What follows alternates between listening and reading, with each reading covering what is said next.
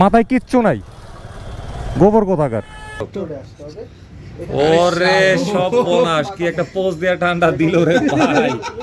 এই গরিবদের যন্ত্রণায় তো আর টিকা যাবে না।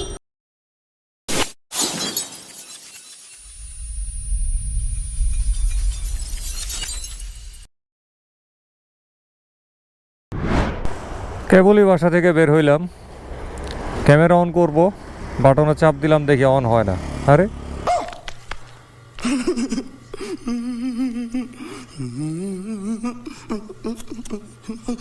ব্যাটারি তো চার্জ আছে, তারপরে অনেক চেষ্টা করলাম, হয়ই না। শেষ পর্যন্ত ব্যাটারিটা পরিবর্তন করলাম। ব্যাপার হয়েছে কি, যে ব্যাটারিটা থেকে অন হচ্ছিল না, এই ব্যাটারিতে চার্জ কিন্তু ঠিকই আছে। ওই ব্যাটারিটা আসলে অনেক পুরনো হয়ে গেছে, তার লাইফ টাইম সম্ভবত বিনাশ হয়ে গেছে, কারণ চালাইতে তো আর কম চালাই নাই। এখন নতুন একটা ব্যাটারি কিনতে হবে, কিছু করার নাই, কিনবো, সমস্যা কি। হ্যালো ভিউয়ার্স, কেমন আছেন সবাই? আশা করি প্রত্যেকে ভালো আছেন, সুস্থ আছেন আর নিরাপদে আছেন। শুরুতে ধোকা খেয়ে গেছিলাম ব্যাটারি দিয়ে। যাই হোক, আসি মূল কথায়। কথা হচ্ছে ইঞ্জিন অয়েল পরিবর্তন করতে হবে। শ্রীমঙ্গলে যে গেছিলাম, ব্লগ নিশ্চয়ই দেখছেন, এই ইঞ্জিন অয়েলটা দিয়েই কিন্তু গেছিলাম। আমার এই ইঞ্জিন অয়েলে দেখি কতটুকু চলছে, 1600 কিলোমিটারের উপরে হয়ে গেছে।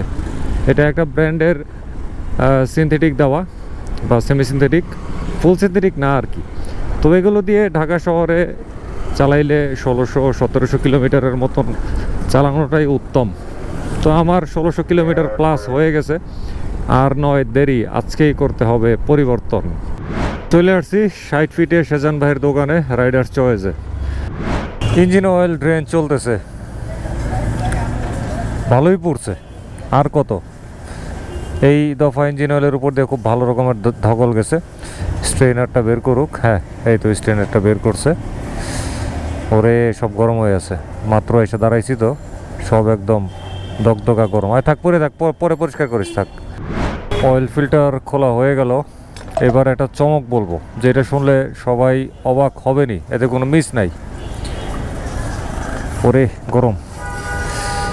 চমকটা হচ্ছে এই যে অয়েল ফিল্টারটা, এইটা আমি আনুমানিক মানে 10,000 কিলোমিটারের মতো চালাইছি। আনুমানিক 10,000 কিলোমিটার।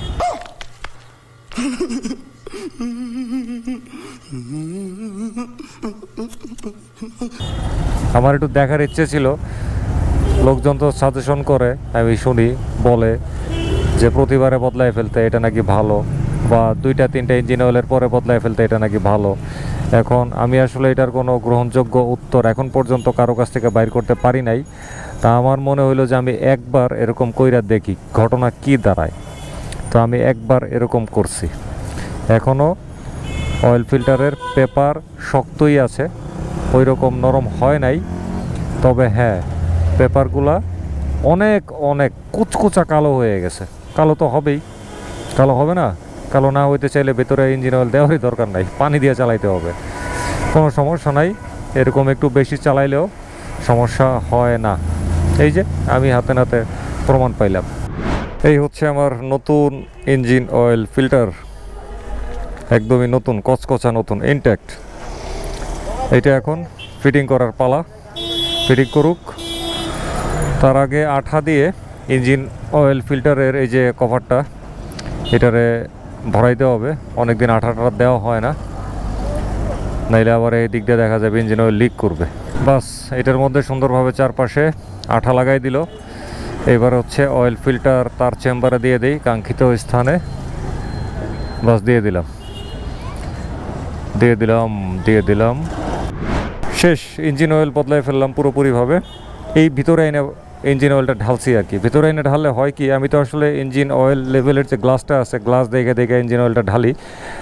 তো ফুল পর্যন্ত ঢালছি, সর্বমোট নিচে 1350 মিলি।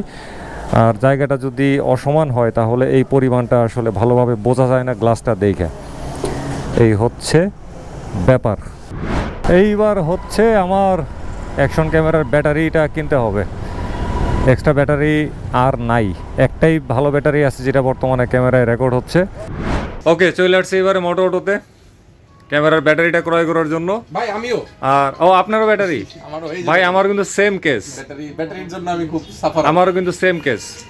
আমার ব্যাটারির প্রবলেমটা আজকে রাত্রে মানে আজকে সকালবেলা আমার ব্লগটা শুরু করার সময় সবচেয়ে ভয়াবহ সমস্যাটা দেখা দিছে। চেহারা আসতেছে তো ভাই। হালিম ভাই, হ্যাঁ আপনার চেহারা খুব সুন্দর আসতেছে, টেনশনের কারণ নাই।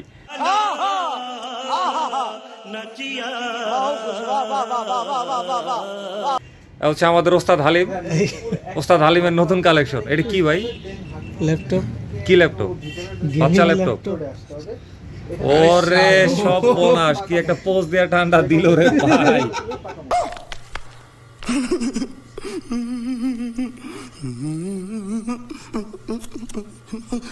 মানে পুরা এন্ট্রি নিয়ে নিছে, মারাত্মক রে ভাই। এটার দাম কত ভাই? এই সব মিলায়া 1,60,000 এর মতো পড়ছে। 1,60,000 করেন ভাই। 1350 টাকা। আচ্ছা ভাই, অন্তর আমার ব্যাটারি দাও।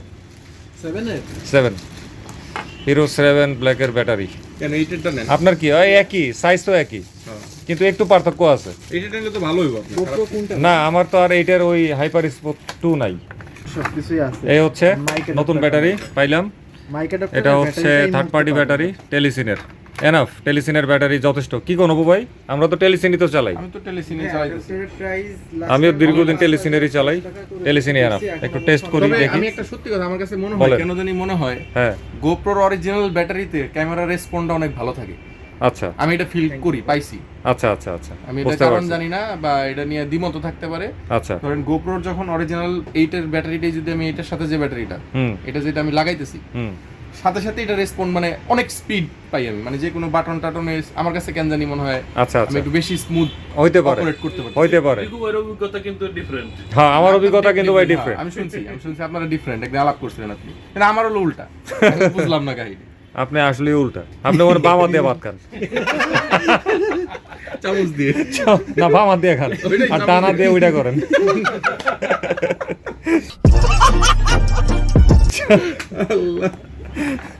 এই হচ্ছে নতুন ব্যাটারি দিলাম, একটু চার্জ থাকে, দেখি কতটুকু আসে। চলে আসছে 65%। ভাই ওই ভাই, একটু তো মাথায় কিছু রাখা লাগে, এটা ফুটপাত না। রিক্সা উঠছে দেখে আপনি উঠবেন?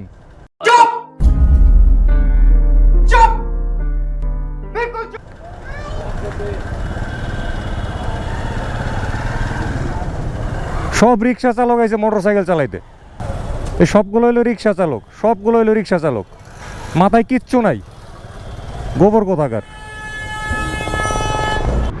একটা মোটর সাইকেলে দুইজন প্রাপ্তবয়স্ক তো উঠছেই, প্লাস হচ্ছে দুইটা বাচ্চারা নিয়ে যাচ্ছে। একটা বাচ্চা পেছনে মায়ের কোলে বসা, আর একটা বাচ্চা হচ্ছে একদম সামনে ফুয়েল ট্যাঙ্কের উপরে বসা। ওই যে হলুদ জামা পরিহিত বাচ্চাটা দেখা যাচ্ছে। আমি বুঝি না মানে বাচ্চাদেরকে এত মানে এইভাবে বাইকে নিয়ে ঘোরার মানেটা কি? কিসের এত তাড়া আর কিসের এত সেভ করা? মানে এত নিষ্ঠুর আচরণ বাচ্চাদের সাথে মোটর সাইকেলের রাইডে এইভাবে করে আমার আসলে এত জেদ হয়, প্লাস এত ক্ষোভের সঞ্চার হয়, আমি ভাষায় প্রকাশ করতে পারবো না।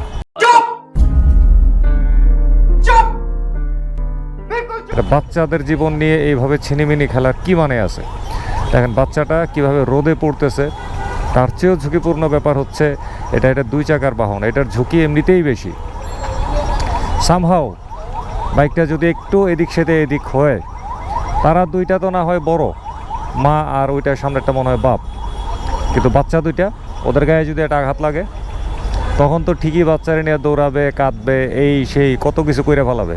আর এখন ছি মানে আমি অনেক বাবা মাকে দেখছি তারা তাদের বাচ্চাদেরকে এইভাবে নিয়ে মোটর সাইকেলে ঘুরে বেড়ায়। মনে হইতেছে কি বাচ্চারা হচ্ছে একটা মালের বস্তা আর কি, মালের বস্তা বানায় ফেলাইছে। মালের বস্তারে যেমন যেভাবে খুশি উল্টা পাল্টা বাইকের মধ্যে নিয়ে ঘুরে, এই বাচ্চাদেরকে কিছু বাবা মারা এরকম মালের বস্তার মতন বানায় ফেলাইছে। এই হচ্ছে আরেকটা বাচ্চা সামনে একদম পুরো টাঙ্কির উপরে।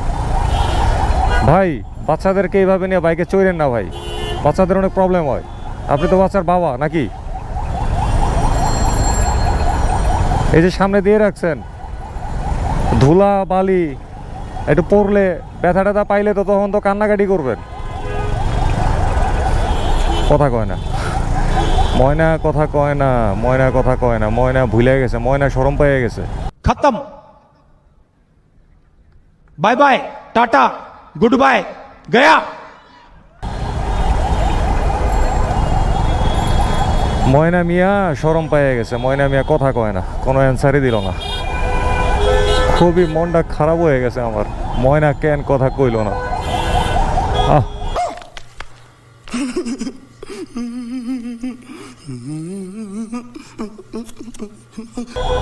এই সমস্ত ময়নাদের বাঁশের চিকন কঞ্চি দিয়া পাছা লাল করে দেওয়া উচিত। বাচ্চাদেরকে নিয়ে এই ধরনের ফাইজলামির কোনো মানে নাই, কোনো মানে নাই। এতে কইরা বাচ্চাদের যে একটা নিরাপত্তা পাওয়ার যে অধিকার, এই অধিকারটা কিন্তু আর দিল না এই সব ময়না মিয়ারা। মারাত্মক এই সমস্ত ময়না মিয়াদের, বুঝে বললাম না, বাঁশের কঞ্চি দিয়া একদম পুরা পাছার ছাল উড়ায় দেওয়া উচিত। আর আমাদের যে ট্রাফিক পুলিশ, তারা এই ব্যাপারে আমার মনে হয় না কিছু বলে, মনে হয় না, আমি আজ পর্যন্ত শুনি নাই।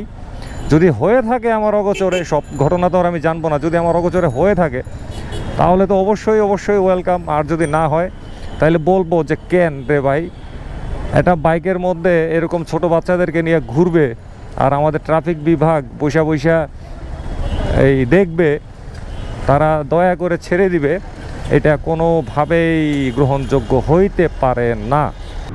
এটা হচ্ছে আরেকটা দুর্ধর্ষ জায়গা। দুর্ধর্ষ জায়গা বলছি কেন, ওই দেখা যায়, ওই দেখা যায় অনেকগুলা রিক্সা উল্টা আসতেছে। রিক্সাওয়ালাদেরকে কিছু বলা যায় না, তারা হচ্ছে গরিব, গরিবদেরকে কিছু বলতে নেই। ওই দেখেন প্রচুর পরিমাণে রিক্সা শুধুমাত্র উল্টা পথে যাতায়াত করে। মোহাম্মদপুর এই রেসিডেন্সিয়াল স্কুলের উল্টার দিকের যে রাস্তাটা আর কি, ওই যে রেসিডেন্সিয়ালের ওয়ালটা, আর এই হচ্ছে এই উল্টা দিকেরটা। এই দেখেন ভয়াবহ অবস্থা, এই গরিবদের যন্ত্রণায় তো আর টিকা যাবে না।